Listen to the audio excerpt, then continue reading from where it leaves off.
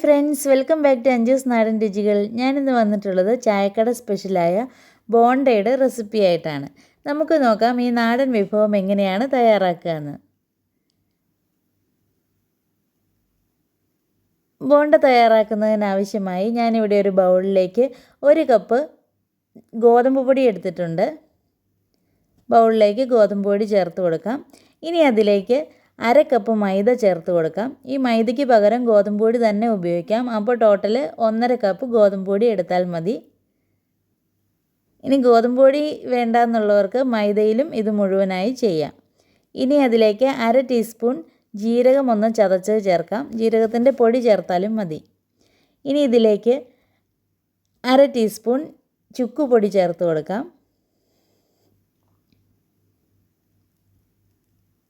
ഇനി 1 നുള്ള് ഉപ്പ് ചേർക്കാം. മധുരം ചേർക്കുമ്പോൾ ടേസ്റ്റ് ഒന്ന് ബാലൻസ് ആകുന്നതിന് 1 നുള്ള് ചേർത്താൽ മതി, കൂടി പോകണ്ട.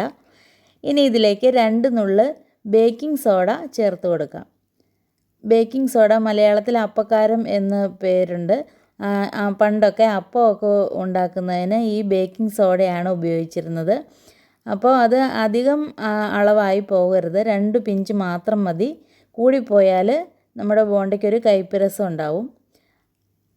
അതുകൊണ്ട് ബേക്കിംഗ് സോഡ ചേർക്കുമ്പോൾ വളരെ ശ്രദ്ധിക്കുക. ഇനി പൊടികളൊന്ന് നന്നായിട്ട് മിക്സ് ചെയ്തെടുക്കാം. ഇനി അതിലേക്ക് 1/4 കപ്പ് പഞ്ചസാരയൊന്ന് പൊടിച്ച് ചേർക്കാം. പഞ്ചസാരയ്ക്ക് പകരം ശർക്കര ചേർക്കുന്നതാണ് കൂടുതൽ നല്ലത്. അപ്പോൾ ശർക്കര ചീകി 1/4 കപ്പ് എടുക്കാം.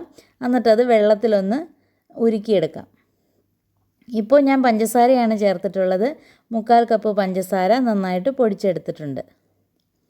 ഇനി അത് നമ്മുടെ ഫ്ലോറിൻ്റെ മിക്സിലേക്ക് ചേർത്ത് കൊടുക്കാം. ഇനി പഞ്ചസാര പൊടിച്ച അതേ ജാറിൽ തന്നെ നമുക്ക് ഒരു 3 പാളയംകോടൻ പഴം അഥവാ മൈസൂർ പൂവൻ ഒന്ന് അരച്ചെടുക്കാം. ഇപ്പോൾ പഴം ഇവിടെ നന്നായിട്ട് അരച്ചെടുത്തിട്ടുണ്ട്. അത് നമ്മുടെ മിക്സറിലേക്ക് ചേർത്ത് കൊടുക്കാം. ഇനി അത് പൊടിയുടെ കൂടെ കൂട്ടി നന്നായിട്ടൊന്ന് കുഴച്ചെടുക്കാം. ഇപ്പോൾ സ്പൂൺ കൊണ്ട് ഒന്ന് ഇളക്കിയെടുക്കുക. അതിനുശേഷം കൈ ഉപയോഗിച്ച് നന്നായിട്ടൊന്ന് കുഴച്ചെടുക്കാം. ശർക്കര ഉരുക്കി ചേർക്കുകയാണെങ്കിൽ ഇത് കുഴയ്ക്കുന്നതിനാവശ്യമായ വെള്ളവും കൂടി ഉണ്ടാവും. ഇപ്പോൾ നമ്മൾ പഞ്ചസാര ചേർത്തിട്ടുള്ളത് കൊണ്ട് വെള്ളത്തിൻ്റെ അളവ് കുറവാണ്. അതുകൊണ്ട് കുഴയ്ക്കുന്ന സമയത്ത് ഒരു 1/2 മുതൽ 1/4 കപ്പ് ഗ്ലാസ് വരെ വെള്ളം ചേർത്ത് നന്നായിട്ട് ഈ ഒരു പരുവത്തിൽ കുഴച്ചെടുക്കാം. കുറച്ചുകൂടി വെള്ളം ലൂസായാലും പ്രശ്നമില്ല. കൈകൊണ്ട് ഇങ്ങനെ എടുത്ത് ഇങ്ങനെ ഇടുന്ന സമയത്ത് ഇങ്ങനെ വിട്ടു വരുന്ന പോലെ ആകുന്നൊരു കൺസിസ്റ്റൻസി വേണം കുഴച്ചെടുക്കാൻ. ഇനി ഇത് ഫെർമെൻറ്റേഷന് വേണ്ടിയിട്ട് കുറച്ചൊന്ന് പുളിച്ച് പൊങ്ങുന്നതിന് വേണ്ടി ഏകദേശം ഒരു 2 മണിക്കൂറോളം നമുക്കൊന്ന് അടച്ചു വെച്ച് ഫെർമെൻറ്റേഷന് വയ്ക്കാം.